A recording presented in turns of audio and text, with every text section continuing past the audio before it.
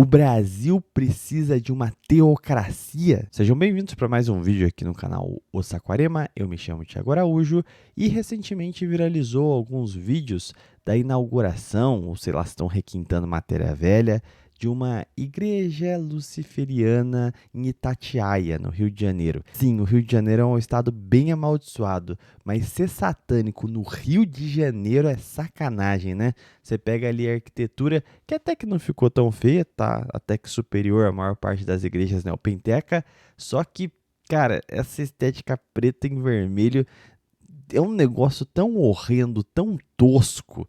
Eu prefiro poupar comentários a esse respeito, mas se você for olhar para a parte de dentro também, parece uma grande atração cosplay. É um negócio bem zoado por dentro. Você vê que, cara, estão tentando fazer um LARP absurdo ali para mostrar que eles são das trevas, que eles são estranhos. Parece uma casinha de terror. Na prática é isso. Ficou um negócio meio ridículo. Mas você pode ver que tem até uma galera ali que já tá com uns cartazinhos pedindo tolerância religiosa. Como vocês podem ver, a maior parte dos avanços em pautas demoníacas se dão no relativismo moral, né? Se dá com palavras bonitas o caminho que pavimenta a estrada para o inferno, né? Como o protesto já deixa claro, é meio complicado em termos legais você querer se posicionar contra esta dita igreja, né? No Estado laico, você é literalmente proibido por lei de combater o mal encarnado. Mas além dessas notícias recentes sobre a igreja luciferiana, nós temos também um vídeo que viralizou bastante nas redes sociais de um rapaz que estava assistindo em praça pública um evento satanista lá nos Estados Unidos, e eles tinham furtado hóstias consagradas para fazer o ritual deles ali. Me pergunto por que satanista, quando leva isso a sério, não pega a ceia de igreja protestante, não pega algum item sagrado de igreja luterana. Por que o satanismo ele sempre vai para cima da igreja católica? Por que só a hóstia consagrada da igreja católica que conta? Aparentemente, os inimigos da fé sabem reconhecer aquela que é a fé verdadeira? Não sei. Eu acho que as outras denominações cristãs deveriam tirar satisfações com os satanistas. No caso desse vídeo aí, teve um rapaz católico que ficou esperando o momento certo de, antes da profanação acontecer, conseguir saltar contra o satanista e tomar a hóstia à força. E por incrível que pareça, a polícia tentou apartar e ele cometeu um caso de intolerância religiosa. E esse é o principal problema do Estado laico. Ele é um Estado amoral. Só que a amoralidade racionalizada, é difícil você dizer que não é um estado imoral. O indiferentismo religioso ele abre portas para uma série de questões complicadíssimas, para dizer o mínimo. Recentemente a gente assistiu o vídeo do Ian Neves também, e um ponto foi levantado. O mero fato de você professar a unidade da sua fé, a veracidade do seu único Deus, já é, em termos ecumênicos, em termos seculares, um ataque às outras religiões. Só que não existe religião sem a afirmação da verdade revelada. Como você poderá ser um bom cristão, um bom católico, sem bradar com clareza que não existe salvação fora da Igreja Católica, que não há caminhos fora de Cristo, que não há como alcançar uma vida de santidade longe dos sacramentos, que só existe um único Deus e apenas Deus deve ser adorado? É impossível você conseguir tornar o discurso verdadeiramente cristão compatível com um cenário de relativismo moral completo, onde prega-se a condescendência com o mal. E aqui eu estou falando objetivamente de mal, como nesse caso. O cristão ele jamais vai conseguir olhar literalmente para um culto, para uma entidade caída, como uma forma de expressão religiosa válida que faça bem para a alma e deva ser respeitada. E aqui eu não estou falando em termos de hostilidade física, eu estou falando de racionalidade de fato, estou falando de discurso. Até porque, acho que eu não preciso fazer esse adendo, né? O cristão, ele abomina o pecado, não o pecador. A gente não está falando aqui sobre remoção física das pessoas que estão segurando o cartazinho, não é nada do gênero. Eu acho que esse tipo de adendo, não sei se precisa ser feito, mas por fins legais, né, é bom de deixar isso claro. Eu quero só pegar essas notícias para a gente poder trazer uma discussão mais profunda sobre as estruturas da sociedade. Quando a gente para pensar na visão macro de uma nação, um Estado ele tem o seu esqueleto, a sua constituição, formada pelas suas instituições. Elas se derivam de um conjunto legal, das suas leis. E as leis de um Estado derivam automaticamente e obrigatoriamente da moral normativa daquela sociedade que compõe aquele Estado. É impossível você pensar em Estado sem pessoas, e pessoas sem os valores sociais que as constituem e identificam como tal. Sendo assim, da onde vem a moral de um povo que vai fundamentar as leis de uma nação? Essa moral advém obrigatoriamente de uma religiosidade. É impossível você ter uma dissociação e mesmo impactos sociais institucionais em diversas sociedades diferentes que têm religiões, matrizes religiosas diversas e, por conseguinte, elas trazem valores morais diversos.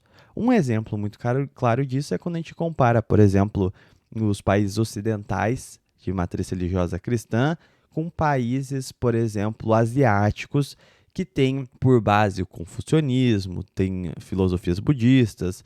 Você começa a ver características muito gritantes na formação social.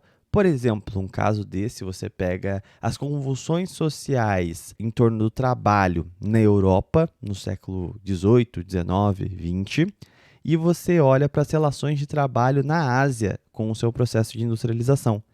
Para além de todos os fenômenos técnicos, você vê que a forma como o asiático e o ocidental se debruçaram sobre a ética de trabalho e sobre a moral no trabalho foi completamente diferente. Um caso mais fácil da gente observar aqui, que é o Japão, por exemplo. Eles têm um forte sentido de honra e essa honra está muito atrelada com o seu dever. Independente de qualquer outra minúcia, qualquer outra questão secundária, você deve cumprir o seu dever, seja ele moralmente aceitável aos olhos ocidentais ou não. Ou seja, independente de você estar fazendo uma coisa boa ou má, seja para si ou para um terceiro, o seu dever deve ser cumprido. E isso aplicado na lógica de trabalho desgraça completamente a vida do trabalhador médio japonês. Enquanto no Ocidente houve uma grande pressão para a domesticação e suavização das relações de trabalho após muita luta, principalmente da classe trabalhadora, mas tudo isso é amparado, inclusive, com o apoio da igreja, como o caso da Rerum Novarum, que buscava esse amortecimento das relações de trabalho. Isso é, aqui a gente nunca colocou o dever para com a sociedade nesses mesmos termos que o Japão colocou. Nós sempre colocamos como fundamento de uma boa ação a caridade cristã. Ou seja, nós não vamos sacrificar a nossa vida por trabalho, porque isso não faz sentido, a não ser que seja um trabalho ordenado a Deus. Nós colocamos a caridade e a fraternidade à frente desse senso de honra com o nosso dever, principalmente para com deveres seculares. Pequenos aspectos da religiosidade que forma a constituição moral de um povo vão ter impactos na macroestrutura dessa sociedade e principalmente no desenho institucional das nações. Então percebam que a religiosidade não é um fator secundário. Pelo contrário, ela define as mentalidades, ela define a moral e vai ser fundamental para o desenho institucional do nosso país. Isso implica diretamente na nossa vida. No Brasil, mesmo que você não seja católico, você vai responder, você vai pensar, você vai ter uma moral cristã, vai ter uma moral católica, porque você está nesse nosso grande aquário. É impossível para o peixe ver a água, mas ele depende objetivamente dela, tal como um ateu em um país cristão. Ele não se diz cristão, mas pensa, fala e age como um devido a essa influência cultural. Ainda pensando nos termos pragmáticos de um Estado, ou seja, sequer é um discurso religioso da minha parte aqui, é dever deste, se deseja preservar sua existência, não só preservar e multiplicar a sua população para a sua longevidade, para a sua própria existência, né? Como é necessário também preservar as suas características culturais, sociais. Nós, quanto animais sociais, nós, quanto humanos, dependemos desses elementos de identificação. Se você pegar um monte de alemão e colocar no Brasil e exterminar a cultura brasileira, mesmo que você tenha gente para, teoricamente, financiar o Estado brasileiro, você não vai ter mais brasileiros aqui. A cultura vai estar morta, então o povo também vai estar morto. É o que vale a pena aqui citar, por exemplo, em casos de desfiguração social, que é um debate muito em alta, por exemplo, na Europa, né? Se você traz um monte de imigrante para dentro do seu país, tem um problema na taxa de natalidade. Você não está conseguindo transmitir a sua cultura para sobressocializar esses imigrantes. Você não vai ficar despovoado, mas essa população que vai surgir no seu estado pode se chamar de europeia? Os imigrantes, quando chegam na Inglaterra, se eles não forem assimilados, eles serão ingleses? Ou a Inglaterra deixará de existir? Ou seja, para um Estado existir, não basta ele ter pessoas. O Estado é uma construção humana e uma construção social. Então é necessário características sociais objetivas. Nesse caso, nunca houve na história um Estado que não preservasse na sua estrutura uma legitimidade, uma legalidade de ritos. Ritos de transição, ritos de posse, ritos de anunciação, enfim, a religiosidade sempre foi um fator central na vida humana, na vida dos estados. Ou seja, as ações dos estados, em última análise, sempre se voltam ao plano do sagrado, sempre buscou essa presença divina ou esse interesse mais elevado nas suas ações, em última instância, para justificá-las. Mesmo se você pega o país, né, que teve maior êxito dentro do laicismo, os Estados Unidos, olha as suas doutrinas, olha os seus pensadores. Tudo que eles conseguiram criar com grandeza, e aqui me refiro até a uma grandeza para o mal, sempre utilizaram prerrogativas religiosas para justificar essas posições. Doutrina do Destino Manifesto, por exemplo, é uma afirmação puritana anglo-saxã de superioridade contra os seus rivais, os seus vizinhos, como você preferir. Se você volta para a antiguidade, então, guerras eram travadas para você conquistar templos, para você ter uma superioridade religiosa para a defesa do seu Deus. Em outros termos também, para preservação e dilatação da sua cultura. Sendo assim, é impossível você desassociar a instância do Estado da instância religiosa. De tal forma, eles são umbilicalmente ligadas que as ações do Estado, de maneira passiva ou ativa, sempre está submetida a uma religião específica. Sendo assim, não existe um conceito de estrutura social complexa, ritos de formação, ritos de passagem e afins, sem a chancela espiritual. Sempre haverá um sacerdócio que de fato traz essa legitimidade, essa grandeza nos grandes ritos da sociedade. Ritos você pode pegar matrimoniais, o que sela a união de um homem e uma mulher. O cartório? Não. A promessa diante de Deus. Esse foi o estabelecimento na nossa sociedade da sacralidade, da importância do matrimônio, que é a base para a formação das famílias. E as famílias, a base da formação da sociedade, que por sua vez é a base de formação do próprio Estado. Se você pega todas as formas de legitimidade, na nossa história, né, particularmente brasileira, as formas de legitimidade dos nossos seis altamente atrelados, com a comunhão com Roma. Então, todas as formas sociais que a gente possa pensar aqui, mesmo o trabalho, era subordinado a Deus, nas corporações de ofício, nos mestres de ofício. Então, tudo sempre tem uma conotação religiosa. Quando você começa a capar essa sacralidade, esse consenso de um bem máximo das populações, o que você tem é o decaimento dessas instituições. Uma vez que o poder público não tem a cruz acima da coroa, bom, então tanto faz, né? Eu não estou sendo supervisionado por ninguém, não tem nenhuma instância maior que a minha, então tudo é válido, tudo é justo, não à toa o avanço da politicagem nesses termos. Então, assim, se você pega no sentido profissional, se nós não temos uma corporação, não temos um santo patrono, não tem um comprometimento moral com o que eu estou fazendo em um plano mais elevado, então o que a gente viu foi a proliferação da picaretagem nesses termos. Quando o matrimônio deixou de ser uma promessa diante de Deus, da união de duas carnes em uma só, e se tornou só um papel carimbado por um cartório, então a gente faz e desfaz isso aqui conforme a moda que os nossos espíritos desejarem.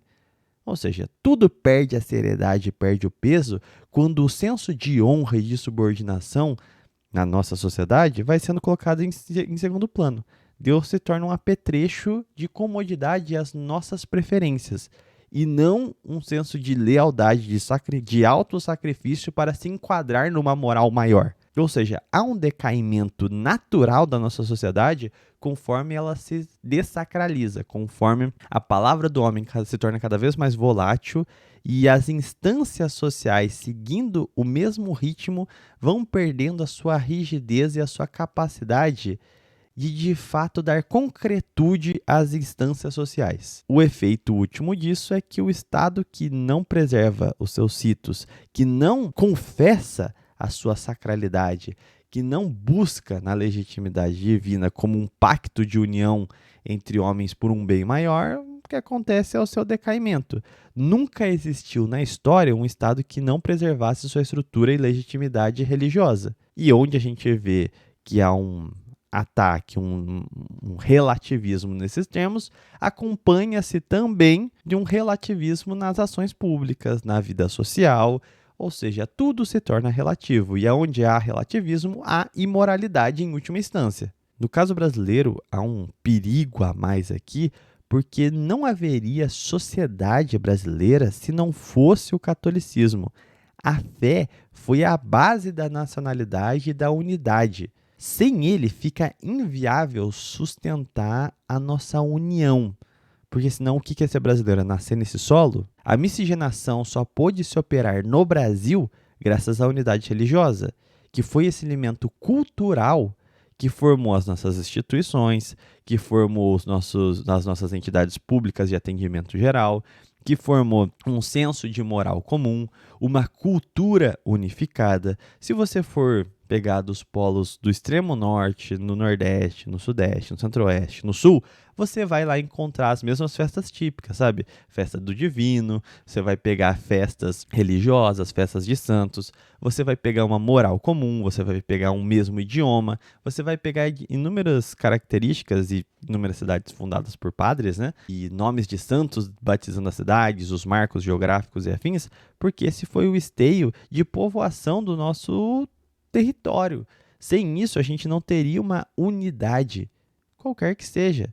Quando a gente pega o símbolo maior da fundação nacional, a Batalha de Guararapes, o que a gente tinha ali? Os 3 elementos fundadores do nosso país, os indígenas, negros e brancos, lutando contra um invasor externo, ou seja, identificando nós e eles, conseguindo entender claramente que os holandeses não eram brasileiros. E, mais do que isso, qual que era o esteio dessa união? A guerra religiosa. Se não fosse o elemento holandês, estrangeiro, protestante calvinista e representando comportamentos adversos à nossa nacionalidade na tolerância racial, como que a gente ia se constituir? Mas o ponto fulcral de tudo isso era a batalha religiosa. Só você ver os discursos dos nossos generais. As conclamações a São Miguel Arcanjo, liderando as tropas junto dos generais, dos capitães. As conclamações a Nossa Senhora para que ajudassem no combate. Mesmo o suposto avistamento na Batalha de Guararapes, né? Toda a nossa vida, mesmo nos marcos institucionais de fundação do nosso país, só foram possíveis graças ao catolicismo e por razão do catolicismo. Não existiria resistência aos holandeses se não fosse o elemento católico. Não existiria a pacificação, ou se preferir, a condensação das diversas etnias que existem no Brasil. Não seria possível a miscigenação se não a unidade religiosa, cultural e moral propiciada pelo catolicismo. Então não existe Brasil sem catolicismo. É uma questão de fundação. E como eu coloquei, toda a nossa institucionalidade, todas as nossas leis derivam de uma moral. Essa moral deriva objetivamente da moral católica. Ou seja, é um ponto que você não tem como defender Brasil sem defender catolicismo. Se nós passarmos por um processo de desfiguração cultural e espiritual, o Brasil em si deixará de existir também, porque aquilo que o constituiu deixará de existir na nossa sociedade. Ou seja, a gente vai estar fundando uma nova nação. Um Brasil não católico é um não Brasil. A gente pode botar outro nome porque vão surgir instituições baseadas em outra moral e essa outra moral não tem nada a ver com o projeto inicial de Brasil que nos constituiu. E eu ainda iria mais longe. Não há como a gente enfrentar os nossos problemas sociais sem uma política integrada com a fé. Se a gente olha para a história, e eu sempre trago esses pontos de volta, no período colonial, quem dava instrução pública? A igreja. Saúde pública, Santas Casas de Misericórdias. Toda forma de auxílio e amparo social. A igreja. Qual foi o discurso vitorioso para a abolição da escravatura? O discurso de fraternidade cristã, de piedade, de fim do cativeiro sobre uma ótica de compaixão cristã. Ou seja, o cristianismo teve um grande protagonismo na abolição da escravatura. Se a gente pega a legislação trabalhista, a mesma coisa. Foi um processo, uma resposta à reação católica, tendo a maior parte dos seus integrantes e formuladores militantes católicos. Se você pega todas as instâncias sociais que nós conseguimos instituir, de amparo, de fraternidade, de auxílio social, tudo isso tinha um dedo direto ou indireto da igreja. Se a gente quer pensar em formas de desenvolver aqui ética de trabalho, se a gente quer pensar em civismo, se a gente quer pensar em solidarismo, em formação familiar, se a gente quer ter um projeto de nação nos moldes que são os únicos que a gente conhece que dão certo, é impossível fazer isso sem o catolicismo, porque para a gente revitalizar a nossa cultura é católica. Não tem como fugir disso. As nossas festas populares, as nossas crenças, tudo gira em torno do catolicismo, de Cristo, da vida dos santos. É sobre isso. Não tem como a gente pensar numa nação forte sem uma família forte. Qual é a família que dá frutos? Não tem como a gente pensar em educação no Brasil sem se voltar à Igreja Católica. Não tem como a gente pensar em ética de trabalho ignorando, por exemplo, a educação, no caso técnica, dos mosteiros. Não tem como a gente falar de civismo no Brasil se a gente conhecer a nossa própria história. Se a gente conhece a nossa própria história, onde que a gente vai parar? O Brasil é um dos galhos desse grande tronco principal que é a Igreja Católica, que tem as suas raízes profundas, na verdade revelada, na Boa Nova. Só que aí vem a questão. Estou definindo aqui teocracia? Não. Estou falando de um Estado confessional, um Estado que admite as suas origens e entende que elas são importantes mesmo para balizar as instâncias de poder hoje. Quando a gente fala de teocracia, o que é uma teocracia? É a autoridade espiritual se confundindo com a autoridade política. É um regime que a maior parte pode ligar à perseguição religiosa e outras características. Um Estado confessional não tem nada disso. A Inglaterra, por exemplo, é um Estado confessional anglicano. Você vê a Inglaterra prendendo islâmico, prendendo católico, prendendo luterano? Não. Ou seja, os ritos formais do Estado, eles vão estar subordinados àquela religiosidade. E mais, ele admite que a fonte de sua moral é a sua fé. A religião que fundamentou aquela sociedade é aquela em específico. Não tem nada a ver com perseguição religiosa, supressão ou afins. Mas você coloca muito claro os limites de até onde você pode esticar a corda no relativismo moral. Ou seja, as instituições que nós criamos precisam ser congruentes com a base moral que constitui a nossa sociedade. Ou seja, uma vez que a gente está num estado confessional, nós conseguimos castrar uma série de iniciativas degradantes ao próprio tecido social. Isso mesmo contra aquelas iniciativas que visam atentar contra o interesse do próprio Estado e do bem coletivo. A ideia de perpetuidade da nossa sociedade, no nosso território nacional. Então, quando a gente fala de Estado confessional, isso não significa que o Papa vai ser o presidente, que o Papa vai ser o chefe de Estado, que vai ter um bispo do Brasil que vai governar tudo. Não tem nada a ver. O poder temporal aqui, o poder espiritual aqui. Não se confundem. Mas há a admissão de que os termos morais a qual nós operamos derivam objetivamente dessa fé aqui, porque foi ela que, em última instância, desenvolveu a nação como um todo. Ou seja, nós precisamos até mesmo para ter uma seguridade existencial de um estado confessional de admitir aquilo que nós somos, para que essa característica se preserve ao longo de gerações, para que a própria nação possa continuar existindo. Porque, como eu apontei, a desfiguração social implica na dissolução do Estado Nacional. O Estado precisa defender a sua população dentro dos marcos culturais que fundamentam esse Estado. Se isso some, o Estado some também. Ou seja, Estado confessional é a confessionalidade, confessa que segue esta religião, que foi criado, estruturado em cima destes preceitos aqui, dessa moral aqui. Senão você cai em relativismo. E aí você vai pegar um país com maioria absoluta de cristãos, no geral, que vão ser enquadrados pelo seu Estado ao professar a sua própria fé. E aí você tenta aí me justificar essa esquizofrenia. É o império das leis tirânicas que atentam contra as bases sociais e culturais que fundamentaram o próprio poder do Estado. É importante essa discussão sobre o Estado confessional e delimitar os limites dele, as confusões que fazem a respeito da teocracia, não sei o quê, para a gente ter uma discussão minimamente sã, porque não é uma pauta necessariamente do público católico, sabe? É uma necessidade de congruência das próprias ações do Estado e a conformidade do tecido institucional com a história nacional, com a formação orgânica da sociedade. Enfim, esse vídeo aqui ficou um pouco maior do que eu esperava, então se você gostou, peço que deixe o gostei aí, se torne membro do canal, tem a chave Pix na descrição, caso queira colaborar. Enfim, não vou enrolar mais não. Deixem aí seus comentários, eu vou ficando por aqui.